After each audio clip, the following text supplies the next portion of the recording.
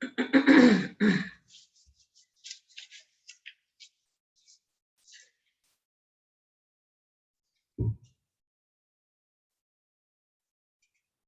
शांति। 13 तारीख की मुरली है। आज बाबा ने हम बच्चों को कैसे हम निरोगी रहें और हेल्दी रहें उसका तरीका बताया है। दुनिया में भी डॉक्टर लोग हेल्दी रहने के तरीकों में विशेष एक तरीका व्यायाम एक्सरसाइज बताते हैं। बाबा ने भी हम मानसिक रीति से और शारीरिक रीति से दोनों ही प्रकार से कैसे सदा निरोगी रहे उसका तरीका हम बच्चों को ड्रिल सिखाई है। बार बार और शरीरी बनने का अभ्यास हमको निरोगी बनाता है। शरीर को भले कोई बीमारी आती भी है, लेकिन जीते जी और शरीरी बनने का अभ्यास होने के कारण शारीरिक बीमारी मन पर इफेक्ट नहीं करती और मन सशक्त होने के कारण शारीरिक बीमारी बहुत छोटी लगती है। भले बड़े से बड़ी बीमारी हो, लेकिन उसको भी हम सहज सहन कर सकते हैं, पार कर सकते हैं और उस समय अपनी मानसिक स्थिति को स्टेबल रख सकते हैं, खुशनुमा रख सकते हैं। तो उसके लिए ड्रिल बार बार हमको करनी है। कर्म करते करते भी बुद्धि में बाबा की याद बनी रहे, मन कोई भी व्यर्थ विचार ना करे, तो हम तंदुरुस्त रहेंगे। सुनते हैं प्यारे बाबा के मधुर महावाक्य। मीठे बच्चे मन मना भाव की ड्रिल सदा करते रहो, तो 21 जन्मों के लिए रुष्ट पुष्ट निरोगी बन जाएंगे। मन मना भाव की ड्रिल सदा करते रहो, तो 21 जन्मों के लिए रुष्ट पुष्ट निरोगी बन जाएगी। प्रश्न है, सतगुरु की कौन सी श्रीमत पालन करने में ही गुप्त मेहनत है? उत्तर है, सतगुरु की श्रीमत है, मीठे बच्चे इस देह को भी भूल मुझे याद कर। इस देह को भी भूल, बाबा ने कहा, मुझे याद कर। अपने को अकेली आत्मा समझो, देही अभिमानी रहने का अभ्यास करो। सबको यही पैगाम दो कि अशरीरी बनो, देह सहित देह के सब धर्मों को भूलो तो पावन बन जाएंगे। पढ़ते तो आए ना गीता में, सर्व धर्मानि परित्यज्य मामेकं शरणं व्रज। इस श्रीमत को पालन करने में बच्चों को गुप्त मेहनत करनी पड़ती है।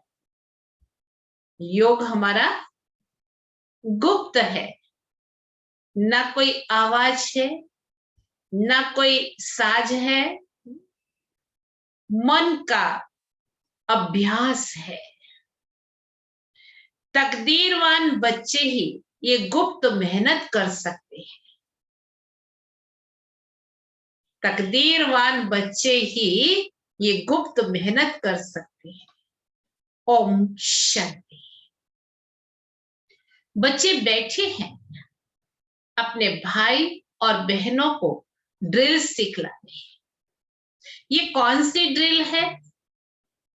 इसमें बच्चों को कुछ कहना नहीं होता है। वह जो जिस्मानी ड्रिल आदि करते हैं उसमें तो कहना पड़ता है कि भाई हाथ ऊपर करो, नीचे करो, ऐसा करो, वो कहना पड़ता है। ये तो सुप्रीम टीचर है, जो गीता का भगवान भी है, जो बच्चों को बैठ योग की ड्रिल भी सिखलाते हैं। ये ड्रिल भी गुप्त है। ड्रिल सिखाई जाती है कि स्टूडेंट रुष्ट पुष्ट हो। उन स्कूलों में भी देखो पीटी का एक पीरियड होता है, बच्चों को ड्रिल सिखाते, एक्सरसाइज सिखाते हैं कि बच्चे तंदुरुस्त रहे। तुम बच्चे जानते हो इस मन मना भाव की ड्रिल से 21 जन्मों के लिए बहुत रुष्ट पुष्ट रहेंगे, कभी बीमार नहीं होंगे। तो ये कितनी अच्छी रूहानी ड्रिल है। बाप समझाते हैं मन मना भाव। इसमें कहने की भी दरकार नहीं है, सिर्फ समझाया जाता है कि अपने को आत्मा समझो। देही अभिमानी भाव। भाव का अर्थ ही है कि तुम बाप को याद करो तो एवर हेल्दी बन जाएंगे। कल्प पहले भी हम इस रूहानी ड्रिल से एवर हेल्दी बने थे। रूहानी ड्रिल, रूहानी बाप, परम पिता परमात्मा शिव ही सिखलाते। भगवान तो उनको ही कहा जाता है जिनकी पूजा भी होती है, शिवाय नमः भी कहते हैं। ब्रह्मा देवताय नमः, शिव परमात्मा नमः कहेंगे। ये ड्रिल कोई जिस्मानी मनुष्य नहीं सिखलाते। ऐसे नहीं कि तुमको ये ड्रिल ब्रह्मा ने सिखाई है, नहीं। बल ब्रह्मा कुमार ब्रह्मा कुमारियां कहलाते हो, परंतु चिट्ठी पर भी लिखते हो शिव बाबा केयर ऑफ ब्रह्मा। साकार बाबा को जब पत्र लिखते थे तो जब एड्रेस करते थे तो इस प्रकार से करते थे कि शिव बाबा को हम चिट्ठी लिख रहे हैं, लेकिन जाएगी तो ब्रह्मा बाबा के द्वारा, क्योंकि शिव बाबा ब्रह्मा बाबा के तन में आते। वह तो गुप्त हो गया, लेकिन मनुष्य को कैसे पता पड़े? ब्रह्मा तो प्रजापिता है, तो सारी दुनिया उनके बच्चे हैं। प्रजापिता है ना, ड्रिल सिखलाने वाला तो निराकार बाप है। ब्रह्मा बाबा के द्वारा सिखलाने वाला तो हमको निराकार बाप है। वो गुप्त है। गुप्त होने के कारण मनुष्य को समझने में भी डिफिकल्टी होती है। स्वयं समझते आए, देहधारियों को ही याद करते आए, लेकिन अब निराकार को याद करना है, इसलिए थोड़ी डिफिकल्टी होती, अभ्यास चाहिए। ब्रह्मा को तो भगवान नहीं कहा जाता है, यहाँ नाम ही दिखाते हैं ब्रह्मा कुमार ब्रह्मा कुमारियां, अर्थात ब्रह्मा की संतान। जब कोई आता है तो उनको समझाया जाता है कि यह नई दुनिया रचने वाला ब्रह्मा नहीं है, लेकिन निराकार बाप है। ब्रह्मा के द्वारा वह रचता है। पारलौकिक परमपिता परमात्मा ब्रह्मा द्वारा रचते हैं, गोया सुप्रीम सोल की रचना हुई। तुम पत्र के ऊपर लिखते हो शिव बाबा केयर ऑफ ब्रह्मा, तो यह भी याद करने की युक्ति है। शिव बाबा सिखलाते हैं ब्रह्मा के द्वारा, बस सिर्फ कहते हैं मन मना भाव, और तो कोई तकलीफ दी नहीं जाती है। सिर्फ कहा जाता है कि तुम अपनी उन्नति चाहते हो और सचखंड का मालिक बनना चाहते हो, तो सचखंड स्थापन करने वाला तो एक ही सत्य बाप है, उसे याद करो। बेहद का बाप ही आकर बच्चों को कहते हैं कि मुझे याद करो तो पापों से मुक्त होंगे। कृष्ण को पतित पावन नहीं कहा जाता है, सिवाय परमपिता परमात्मा के और कोई नाम नहीं लेंगे, गॉड फादर ही कहेंगे। सब उनको फादर कहते हैं, फिर उनको सर्वव्यापी कैसे कह सकते हैं? कहते हैं वो आते हैं लिबरेट करने के लिए, ये मनुष्य नहीं जानते, तो कल्प की आयु ही उल्टी लिख दी है। अब बच्चों को ये ड्रिल करनी है, ज्ञान तो मिला हुआ है, जब बैठते हो तो अपने को देही समझकर बाप को याद करो, तो विकर्म विनाश हो जाएंगे। टीचर सामने बैठता है गद्दी पर तो शोभता है, कायदा है कि ड्रिल कराने के लिए टीचर जरूर चाहिए, कोई बड़ा टीचर तो कोई छोटा टीचर होता है। अब तुम्हारा इम्तिहान लेने की कोई दरकार नहीं है, क्योंकि तुम खुद जानते हो कि हम कितना समय मोस्ट ब्लवेड बाप को याद करते हैं। ब्रह्मा कोई मोस्ट ब्लवेड नहीं है, ब्लवेड मोस्ट वह है जो सदा पावन है। कहा हमारी बुद्धि ब्रह्मा बाबा तक ही ना अटक जाए, क्योंकि देहधारियों को याद करने की आधा कल्प से आदत पड़ी है ना, इसलिए बाबा हम बच्चों को ऐसा कहते हैं कि ब्रह्मा मोस्ट ब्लवेड नहीं है। ऐसे है तो ब्लवेड है ना, शिव बाबा को भी तो पसंद आया, तभी तो उसमें आकर के प्रवेश किया। तुम बच्चे जानते हो कि सबसे प्यारा कौन है? मनुष्य परमात्मा को ही याद करते हैं, हे दुख हरता सुख करता, उसको लिबरेटर भी कहते हैं, अर्थात दुखों से मुक्त करने वाला।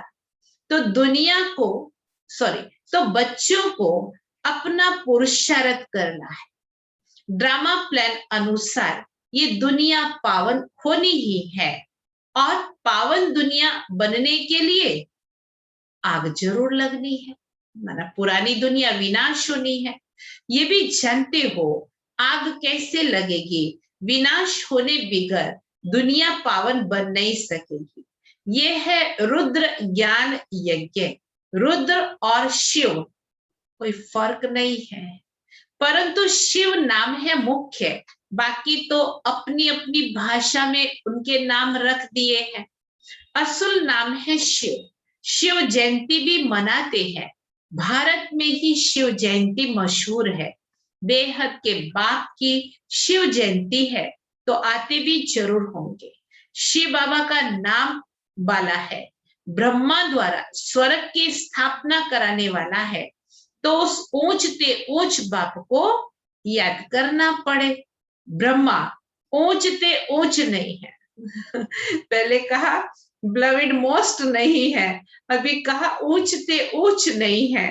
वास्तव में ब्रह्मा ऊंचते ऊंच बनते हैं, शिव बाबा के बनते हैं, सर्वस्व समर्पण करते हैं तो ऊंचते ऊंच बनते हैं, फिर नीचे भी उतरते हैं। तुम बी के भी नीचे थे, अब ऊंच बन रहे हैं। ब्रह्मा बाबा के साथ साथ हम भी ऊंच बन रहे हैं। एकदम ऊंच बाप के घर चले जाएंगे। तुम इस समय त्रिकालदर्शी बन रहे हो। तुम खुद जानते हो कि हम ही स्वदर्शन चक्रधारी हैं। हम ब्रह्मांड और सृष्टि के आदि, मध्य, अंत को जानने वाले हैं।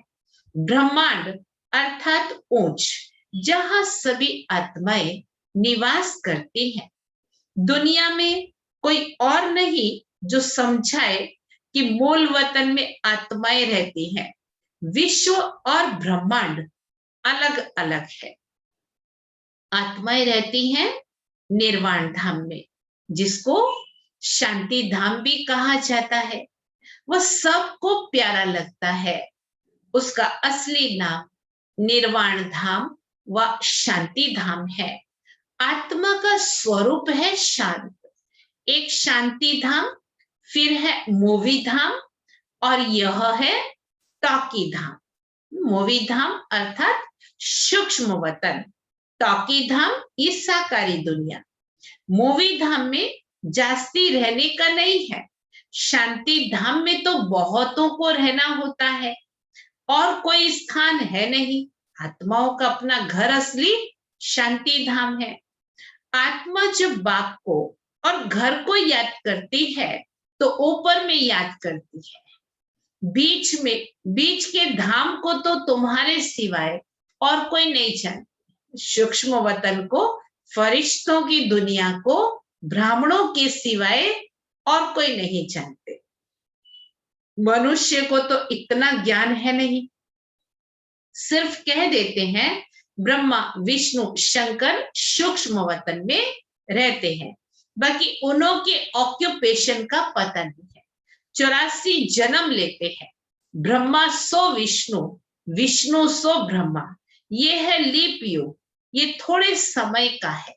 जैसे पुरुषोत्तम मास कहा जाता है, ये तुम्हारा हीरे जैसा उत्तम बनने का उच्च जन्म है। शूद्र से ब्राह्मण बनना सबसे उत्तम है। ब्राह्मण बनते हो तो दादे का वर्षा लेने के हकदार बनते हो। तो बाप बच्चों को कहते हैं, बच्चे सदैव मन मना भव। बाप का मैसेज सबको देते रहो। बाप को कहा ही जाता है मैसेंजर, और कोई भी मैसेंजर अथवा पैगंबर नहीं है। वह तो आकर अपना धर्म स्थापन करते हैं। पैगंबर सिर्फ एक है, वही आकर तुमको पवित्र बनने का पैगाम देते हैं। वो आते हैं धर्म स्थापन करने। वह कोई वापस ले जाने वाले गाइड नहीं है। और जो भी धर्म स्थापक हैं, वो कोई वापस ले जाने वाले गाइड नहीं है।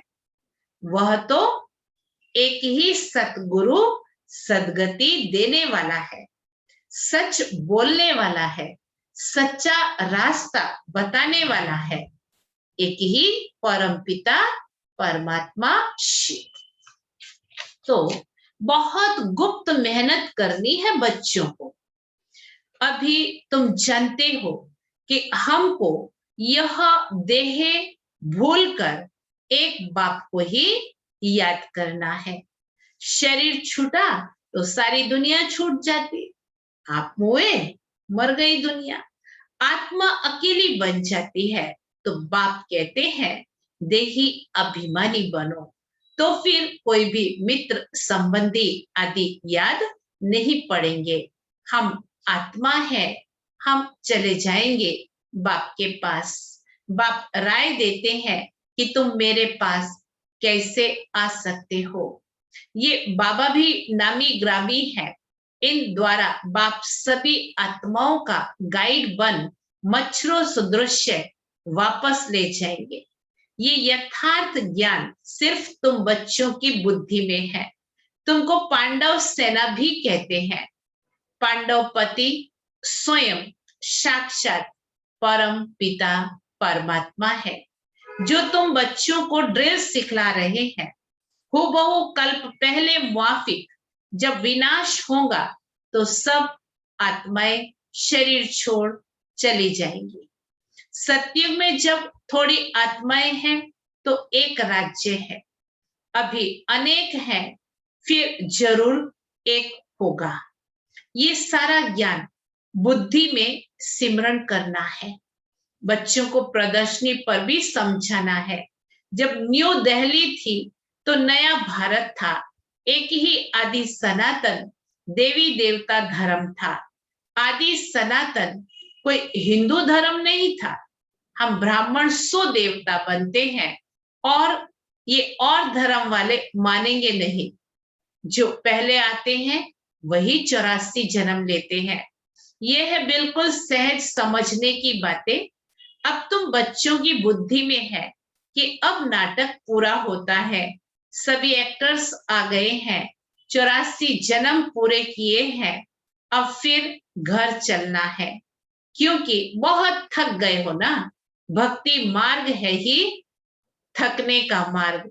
अब बाप कहते मेरे को याद करो और औरों को भी पैगाम दो कि देह सहित देह के सब धर्म छोड़ अपने को आत्मा समझ बाप को याद करो।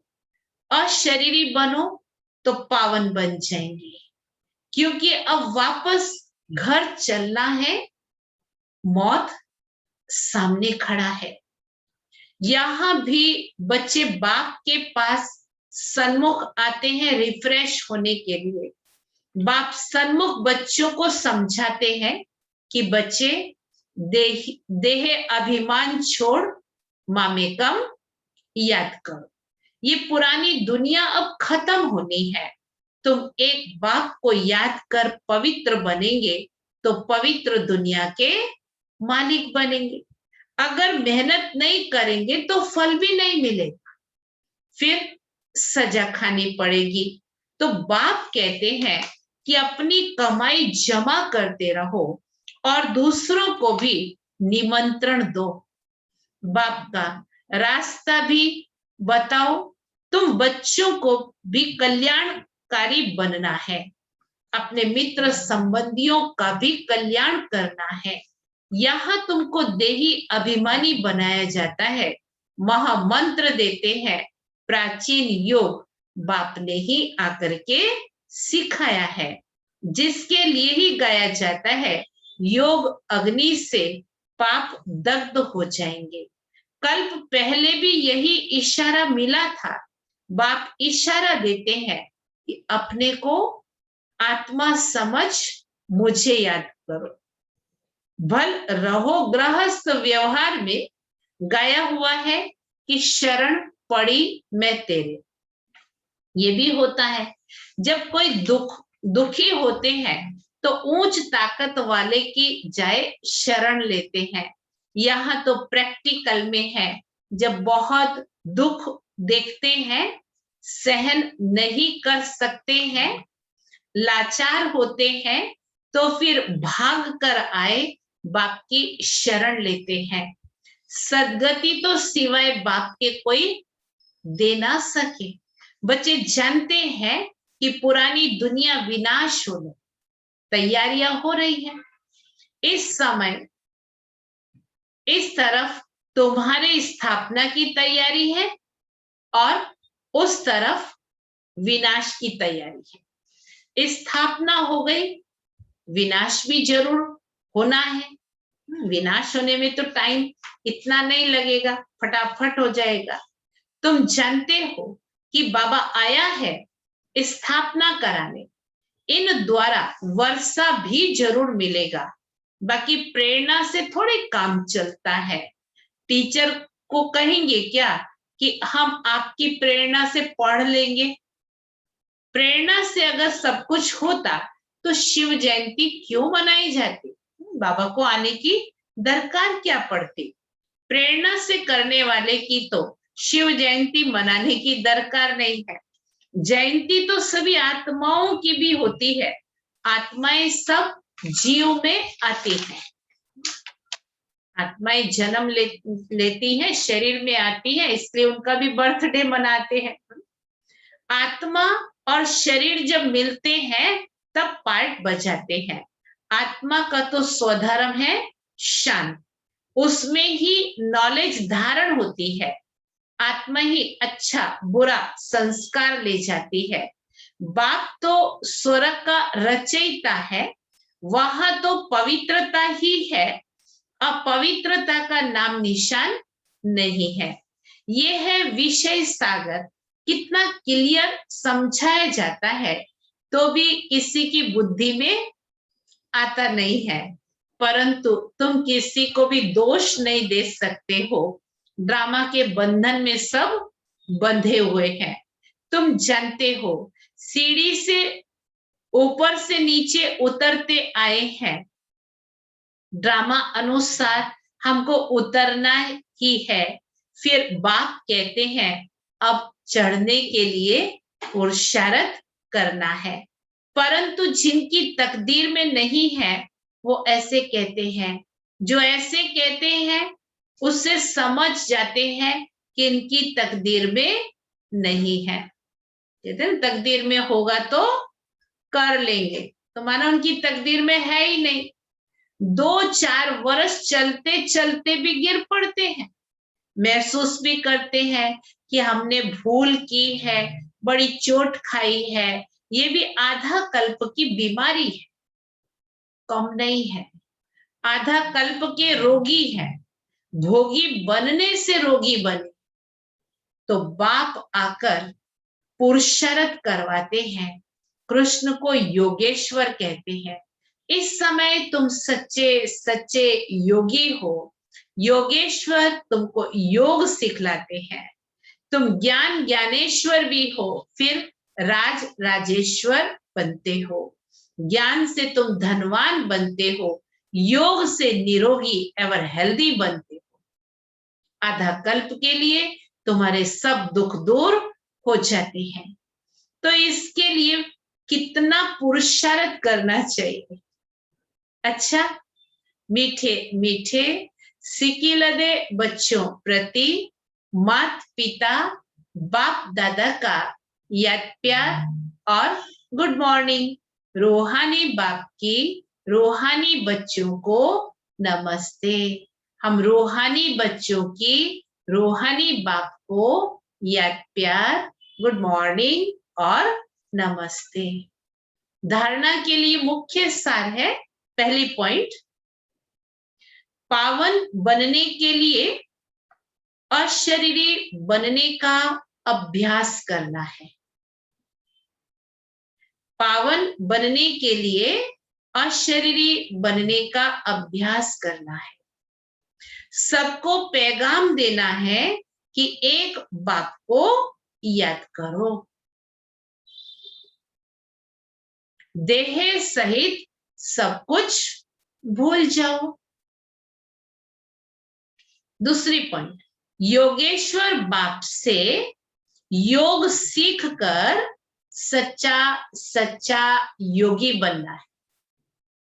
योगेश्वर बाप से योग सीख कर सच्चा सच्चा योगेश्वर बनना है, योगी बनना है। ज्ञान से धनवान और योग से निरोगी एवर हेल्दी बनना है। ज्ञान से धनवान और योग से एवर हेल्दी निरोगी बनना है। आज का वरदान है, कल्याण की वृत्ति और शुभ चिंतक भाव द्वारा, कल्याण की वृत्ति और शुभ चिंतक भाव द्वारा विश्व कल्याण के निमित्त बनने वाले विश्व कल्याण के निमित्त बनने वाले तीव्र पुरुषार्थी भव। तीव्र पुरुषार्थी भव। तीव्र पुरुषार्थी वह है, तीव्र पुरुषार्थी वह है जो सभी के कल्याण की वृत्ति और शुभ चिंतक भाव रखे। भल कोई बार बार गिराने की कोशिश करे भले कोई बार बार गिराने की कोशिश करे, मन को डगमग करे, विघ्न रूप बने, फिर भी कितना विशाल दिल हमको रखना है, फिर भी आपका उसके प्रति सदा शुभ चिंतक का अडोल भाव हो। ऐसी आत्माओं के प्रति भी बाबा कहे आपका सदा शुभ चिंतक का अडोल भाव हो। बात के कारण भाव न बदले, हर परिस्थिति में वृत्ति और भाव यथार्थ हो। आपके ऊपर उसका प्रभाव नहीं पड़ेगा। हमारा भाव सदा शुभ चिंतक का होगा, अडोल होगा, और बाबा ने कहा तो उस परिस्थिति का या उस व्यक्ति की वृत्ति का, भाव का आपके ऊपर प्रभाव नहीं पड़ेगा। फिर कोई भी व्यर्थ बातें देखने में नहीं आएंगी,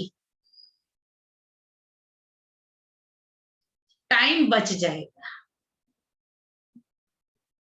यही है विश्व कल्याणकारी स्टेज। स्लोगन, संतुष्टता जीवन का श्रृंगार है। संतुष्टता जीवन का श्रृंगार है, इसीलिए संतुष्ट मणि बन संतुष्ट रहो। संतुष्ट मणि बन संतुष्ट रहो और सर्व को संतुष्ट करो। सर्व को संतुष्ट करो। आज का सोमान है, मैं आकारी हूं। मैं आकारी हूं। अव्यक्त इशारा है। जैसे साकार रूप में एक ड्रेस चेंज कर दूसरी ड्रेस धारण करते हो, ऐसे साकार स्वरूप की स्मृति को छोड़ आकारी फरिश्ता स्वरूप बन जाओ।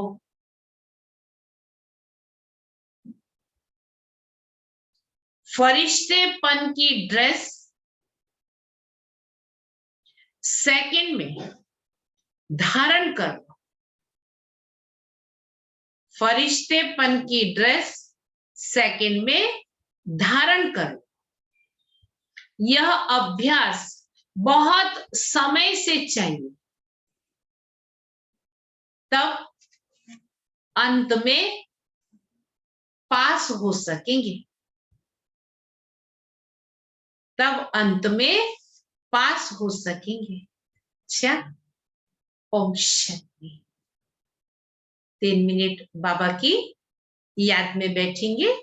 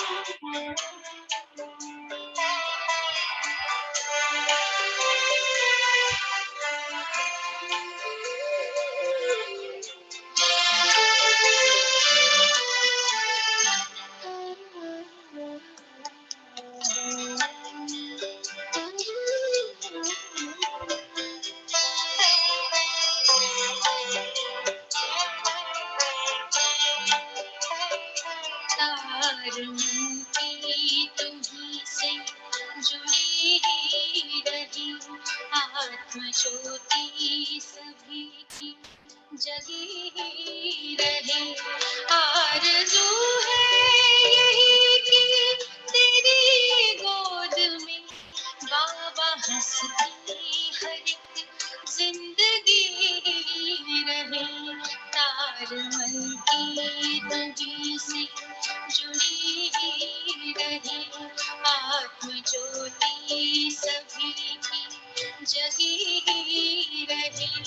आरज़ू है यही कि तेरी गोद में बाबा हंसती हर एक जिंदगी रहे। तार मन की तुम्ही से जुड़ी रहे।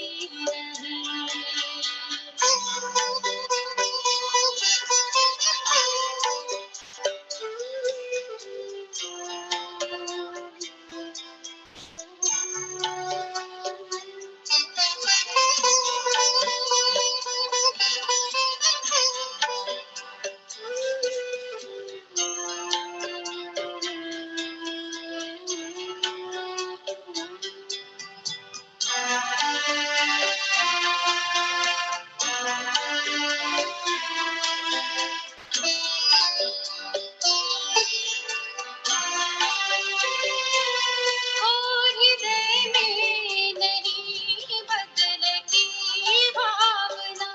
सबकी खातिर सदा हो ये शुभ कामना।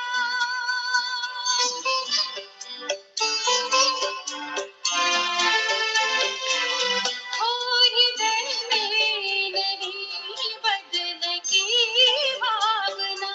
सबकी खातिर सदा हो ये शुभ कामना। पुर में प्रभु प्रीत सबके बसी ही रहे। पुर में प्रभु प्रीत सबके बसी ही रहे। बाबा हंसती हर एक जिंदगी रहे। तार मन की तुम्ही से जुड़ी रहे।